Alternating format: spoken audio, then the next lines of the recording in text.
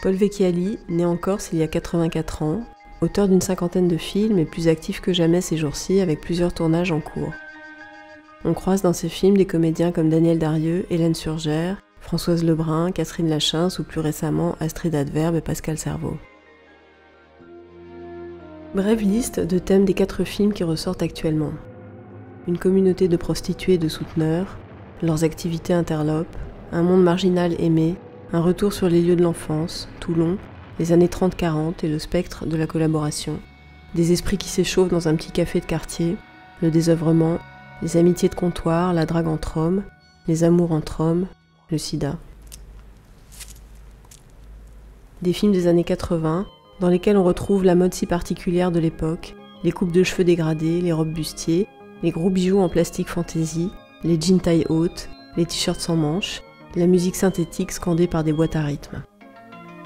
J'ai eu envie de revoir ces films, de revoir ces visages, pour certains un peu oubliés, des comédiens qu'on ne voit plus beaucoup, d'autres qu'on voit toujours, mais qui bien sûr ont changé.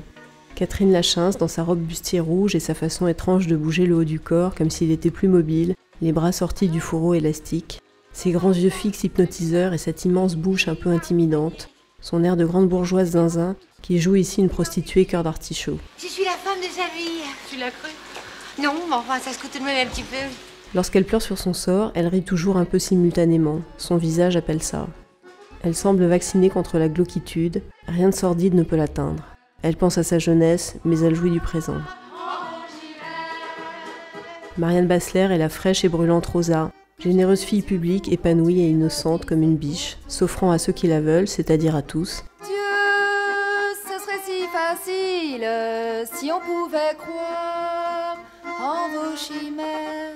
Cousine lointaine de Lola Jack Demy, elle monte et redescend les escaliers, comme ceux d'un château de princesse, avec chaque fois un nouveau chevalier, parfois 2. Avec sa taille cintrée et sa jupe qui virevolte, son grand front et sa chevelure épaisse, ses couleurs franches et sa robe échancrée, elle fait très saine. Avec une peau qui accroche la lumière, son sourire franc, son port altier, sa douceur d'enfant. Qu'est-ce qui a bien pu l'amener à embrasser la profession de prostituée? Peut-être une disposition naturelle.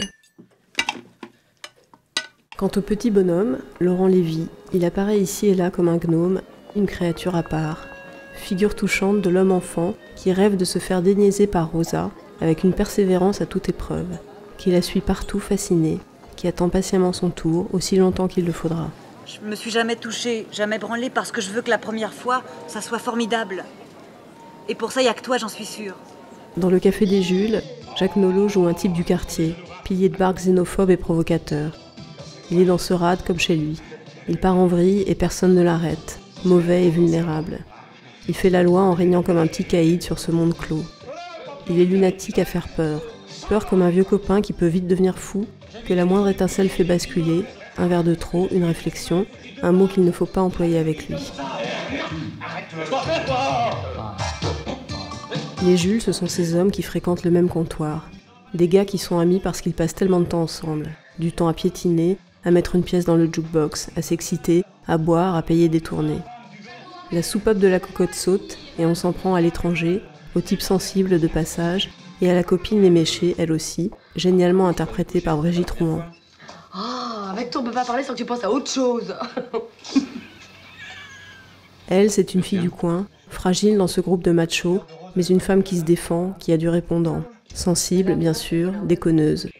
Les allusions sexuelles sont omniprésentes, avec la patronne, avec elle, et c'est comme un jeu ambigu, un jeu moyennement drôle qui se terminera d'ailleurs d'une manière pas drôle du tout. Il est beau, hein? Il s'appelle Roberto, il a des beaux cheveux, non? Oui, il est très beau. 4 films de Paul Vecchiali ressortent actuellement en salle, et le titre qui vient pour commenter cette belle initiative est « Encore ». C'est